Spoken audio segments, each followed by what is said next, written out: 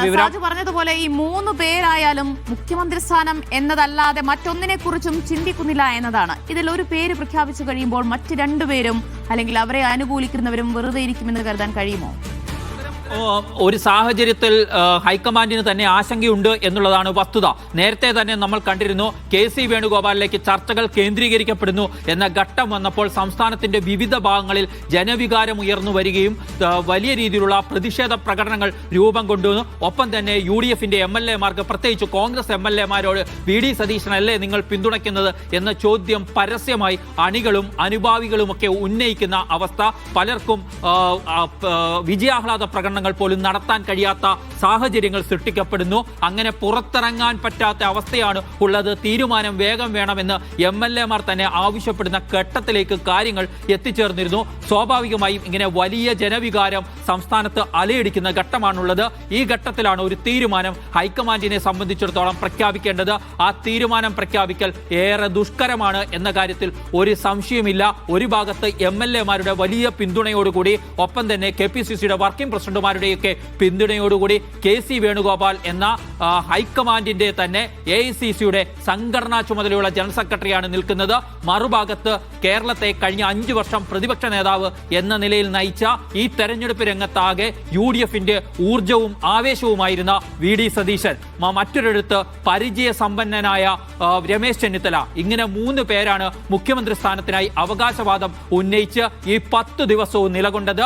അവരിൽ ആരെ തെരഞ്ഞെടുത്താലും ചെറിയ രീതിയിലുള്ള അസ്വാരസ്യങ്ങളും പൊട്ടിത്തെറികളും ഉണ്ടാവും. അതിന്റെ വ്യാപ്തിയും ആഴവും കുറയ്ക്കാനുള്ള നടപടികൾ സ്വീകരിക്കുക എന്നതുകൂടിയാണ് ഹൈക്കമാൻഡിന്റെ ഇത്രയും ദിവസം. ഇന്നിപ്പോൾ ആ പ്രഖ്യാപനം വരുമ്പോൾ നിയമസഭാ കക്ഷി നേതാവ് ഇന്നയാളെ, മുഖ്യമന്ത്രിയെ ഇന്നയാളെ തെരഞ്ഞെടുത്തു എന്ന് മാത്രമായിരിക്കില്ല, മറ്റ് 2 നേതാക്കളെയും പരിഗണിക്കുന്ന ഉൾക്കൊള്ളുന്ന തരത്തിലുള്ള പ്രഖ്യാപനവും തീരുമാനവും കൂടി വരുമെന്നാണോ?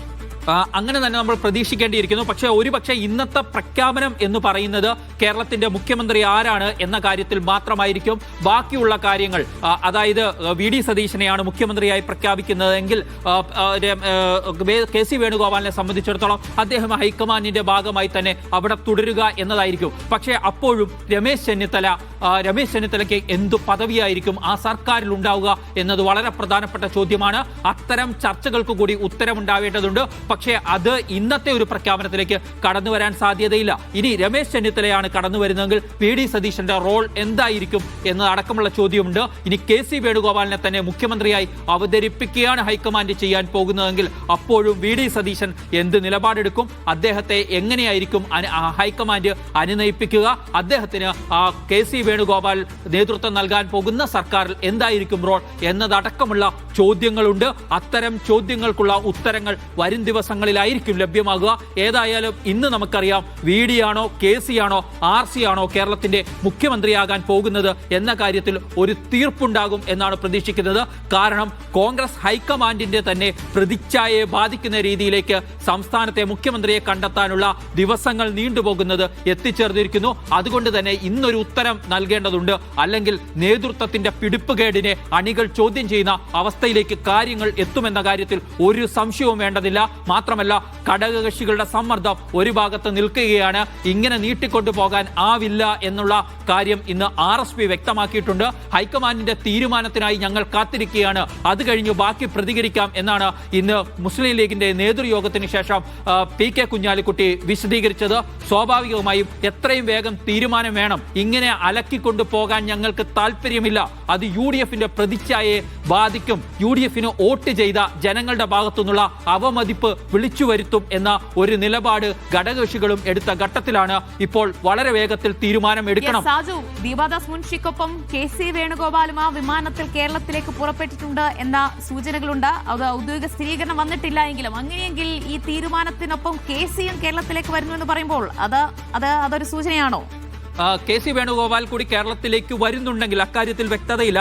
കാരണം നമുക്ക് നേരത്തെ ലഭിച്ച വിവരങ്ങൾ പ്രകാരം A17-13 വിമാനത്തിൽ തിരുവനന്തപുരത്തേക്ക് 6:55 തിരുവനന്തപുരത്തേക്ക് ലാൻഡ് ചെയ്യുന്ന വിമാനത്തിൽ ദീപാദാസ് മുൻഷി മാത്രമാണ് ഉള്ളത് എന്ന വിവരമായിരുന്നു ലഭിച്ചിരുന്നത്. അതിനുശേഷമാണ് KC വേണുഗോപാൽ കൂടി കേരളത്തിലേക്ക് വരുന്നു എന്ന സൂചനകൾ ലഭിച്ചത്. പക്ഷേ എങ്കിൽ പോലും ഒരുപക്ഷെ അത് ഹൈക്കമാൻഡിന്റെ പ്രഖ്യാപനം കേരളത്തിലാക്കാൻ വേണ്ടി ഹൈക്കമാൻഡിന്റെ പ്രതിനിധി എന്ന നിലയിൽ സംഘടനാ ചുമതലയുള്ള ജനറൽ സെക്രട്ടറി എന്ന നിലയിലാവാം, അല്ലെങ്കിൽ കേരളത്തിന്റെ മുഖ്യമന്ത്രി എന്ന നിലയിലുള്ള KC വേണുഗോപാലിന്റെ ലാൻഡിംഗ് ആവാം. ഏതായാലും നമുക്കിപ്പോൾ തീർപ്പ് കൽപ്പിച്ചൊരു തീരുമാനം പറയാൻ കഴിയില്ല.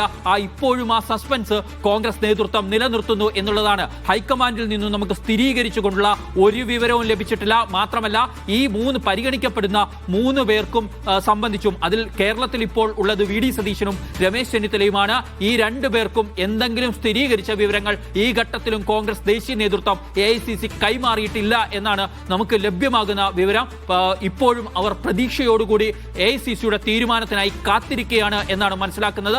അതുകൊണ്ട് തന്നെ KC വേണുഗോപാൽ കേരളത്തിലേക്ക് വരുന്നുണ്ട് എങ്കിൽ അത് എന്ന് മുഖ്യമന്ത്രിയായി ലാൻഡ് ചെയ്യാനാണോ, അതോ ഹൈക്കമാൻഡിന്റെ തീരുമാനം കേരളത്തിൽ വന്ന് പ്രഖ്യാപിക്കാനുള്ള സംഘടനാ ചുമതലയുള്ള AICCയുടെ ജനറൽ സെക്രട്ടറി ആയിട്ട് തന്നെയാണോ അദ്ദേഹത്തിന്റെ വരവ് എന്നതും ആകാംക്ഷയോടെ അവസാന നിമിഷവും ഒരു സസ്പെൻസ് നിലനിർത്തിക്കൊണ്ടുള്ള നീക്കങ്ങൾ ഹൈക്കമാൻഡിന്റെ ഭാഗത്തുനിന്ന് ഉണ്ടാകുന്നത് സാജു, അത് ഒരു തീരുമാനം അത് ലീക്ക് ആയി കഴിഞ്ഞാൽ അത് കേരളത്തിനകത്ത് വലിയ പ്രശ്നങ്ങൾ ഉണ്ടായേക്കാം എന്ന ഒരു വിവരത്തെ തുടർന്നായിരിക്കുമോ?